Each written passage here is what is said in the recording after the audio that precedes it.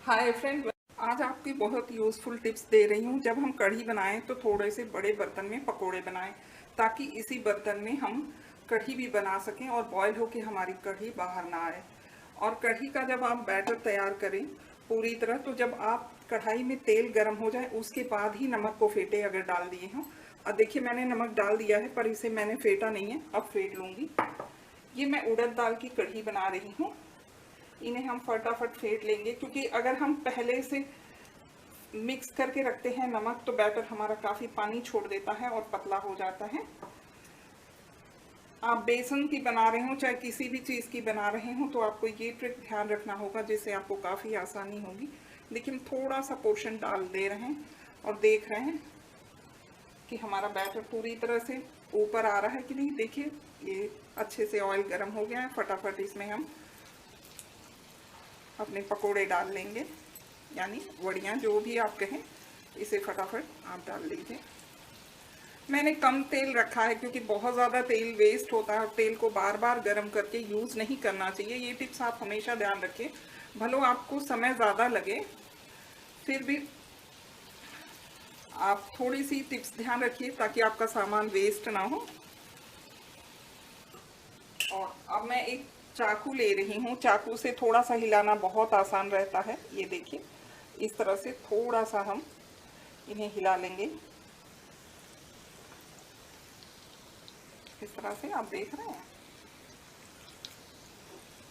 थोड़े से इनकी पोजीशन भी चेंज हो जाएगी, इनका शेप भी नहीं बिगड़ेगा। ये छोटी छोटी टिप्स होती हैं जो आप कुकिंग के समय ध्यान रखते हैं तो आपकी काम को काफ़ी आसान कर देता है। देख लीजिए बहुत ही ऊपर एकदम फूल के आ गई है गुब्बारे की तरह। इन्हें इसी तरह ला दी। और नेक्स्ट फिर हम देखिए 2 चम्मच पेस्ट बचा लिया था। मैंने आपको 1 कहा था, पर मैंने 2 बचा लिया। और इसी पेस्ट के अंदर हम डाल देंगे हींग, और इसी में हम पानी और जो अच्छे से भून गई हल्दी डाल देंगे, और थोड़ा सा गरम मसाला डाल देंगे, ½ टेबल स्पून। और चाहे तो करी पाउडर भी डाल सकते हैं। इस तरह से इन्हें थोड़ा सा हम चला लेंगे। उसके बाद में इस पानी को अच्छी तरह से डाल देंगे। आँच आपको कम रखनी होगी।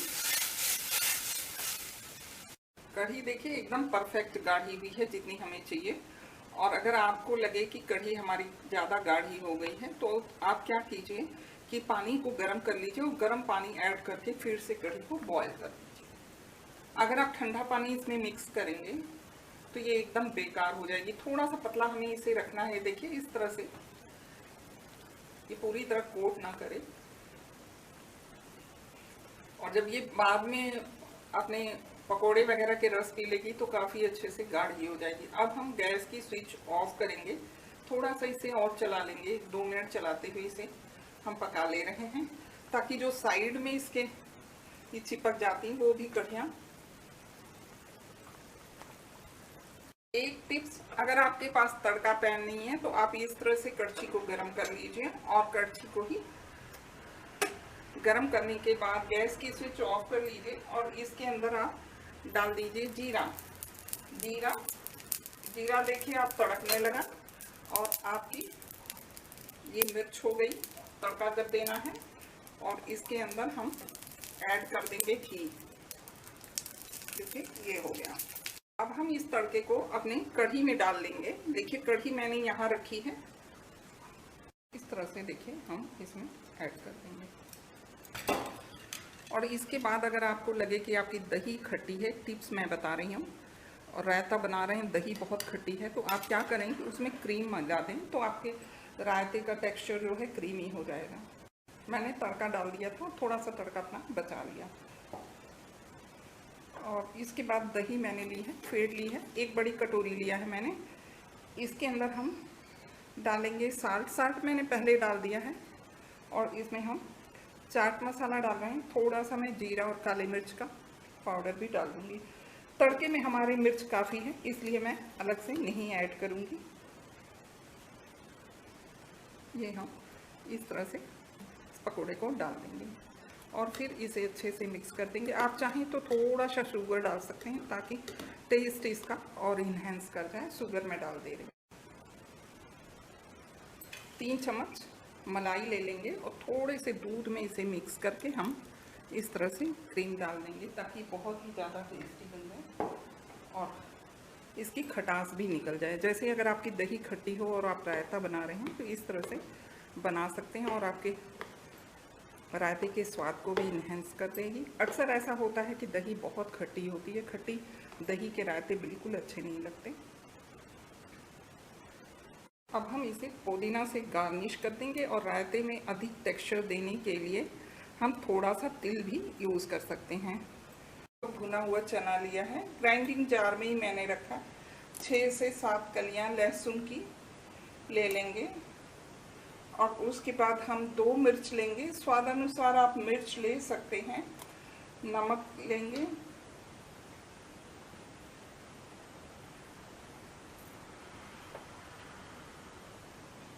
ये देखिए मैंने डाला है अमावट यानी आम पापड़ और इसे मैंने गर्म पानी में डाला ताकि ये जल्दी से फूल जाए। 1 आम पापड़ है, इसे भी हम जार में निकाल ले रहे हैं। और उसके बाद अगर आप चाहें तो इसमें सूखी मिर्चें डाल सकते हैं 1, और इस तरह से हम मिर्च भी डाल देंगे इसके अंदर और इन्हें हम ग्राइंड कर लेंगे।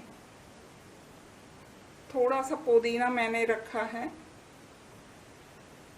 जो मैं सुखाने को रखी थी, पर अभी मेरे पास हरे नहीं थे तो मैंने सोचा इसे ही मैं डाल दूं। चलिए अब इसे हम ग्राइंड कर लेते हैं बिना पानी डाले। इसे मैंने ग्राइंड कर दिया। अब वही पानी मैं डालूंगी इसके अंदर जो अमावट मैंने भिगोया था। 1/2 कप हम पानी डाल ही रहे हैं। या तो आप अपनी जैसे चटनी को पतली या गाढ़ी रखनी उसी के हिसाब से पानी डालिएगा। अब इसे फिर हम ग्राइंड कर लेंगे। देखिए ये चटनी मैंने पीस कर तैयार कर दिया। बहुत ही हेल्दी और टेस्टी चटनी है। इसमें हमने 1 कप पानी डाला था, पहले 1/2 कप फिर 1 कप। अगर आप चाहें तो इस पे तड़का भी दे सकते हैं। उम्मीद है आपको हमारी ये रेसिपी ज़रूर पसंद आएगी। अगर पसंद आए तो प्लीज़ एक बार आप इसे ज़रूर ट्राई कीजिएगा। नेक्स्ट रेसिपी के साथ हम फिर मिलते हैं। Thank you.